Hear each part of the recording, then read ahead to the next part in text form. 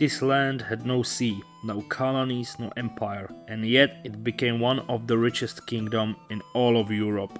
Bohemia, a forgotten powerhouse buried in the center of the continent. Richer than France, more stable than England, and for a short time, the beating economy heart of the Holy Roman Empire. But how? Silver, strategy, sheer luck. This is the story of how Bohemia rose from landlocked backwater in the medieval economic machine.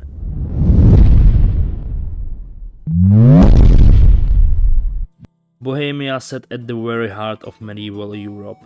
From the Baltic to the Adriatic, from the German lands to Hungary, all trade passed through its territory. Merchants, pilgrims, armies, they came, and the king of the Bohemia made sure they paid. Tolls, taxes, fees, collected at the very border, bridge and town, inns and market grew along these roads. Bohemia didn't need ships, the world came to them. Then came silver. In the 13th century, miners discovered massive silver deposit near a small town called Kutná Hora. It wasn't just a mine, it was a treasure chest. At its peak, it produced up to a third all of the silver in Europe. People rushed in, miners, merchants, adventurers. The town exploded in size, power, and importance. And from silver came coins, and from coins came influence. Silver alone wasn't enough, it needed order. And Bohemia had Charles IV, a king, a visionary, educated in France, crowned Holy Roman Emperor, and determined to transform his kingdom. He made Prague his capital. He built roads, bridges, and a university. But most importantly, he stabilized the currency. The Prague groschen became one of the most trusted coins in Europe. Trade thrived, investors came, and wealth stayed.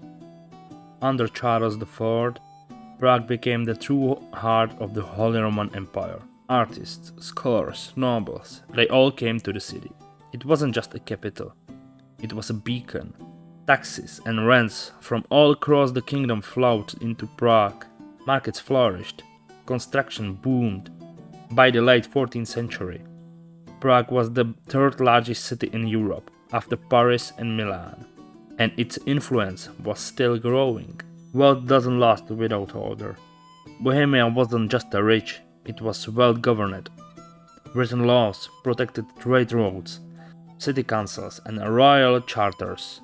The king cracked down on bandits and protected merchants. Market rules were cleared, contracts were honored. Foreign trades trusted Bohemia, and trusted means business. This legal and political stability turned short-term profits into long-term wealth. Silver paid for more than coins. It built monuments. Charles IV reinvested Bohemia's wealth into stone, faith, and legacy. Three structures stand out. Karlstein Castle, built to guard the crown jewels and silver reserves.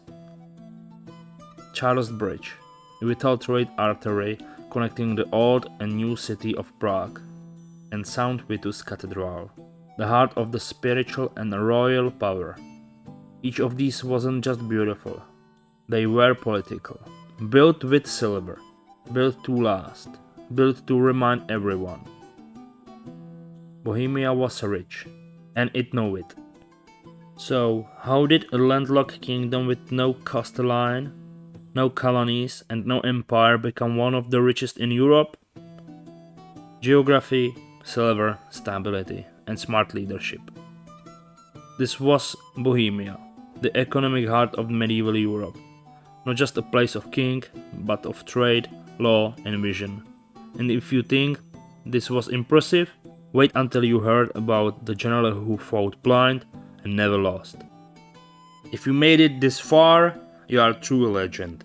Thank you so much for your time and support. If you enjoyed this video, leave a like, comment, or subscribe. It really helps more than you think. And I will see you this Friday with a brand new dive into history. Take care, and remember, the past shaped the future.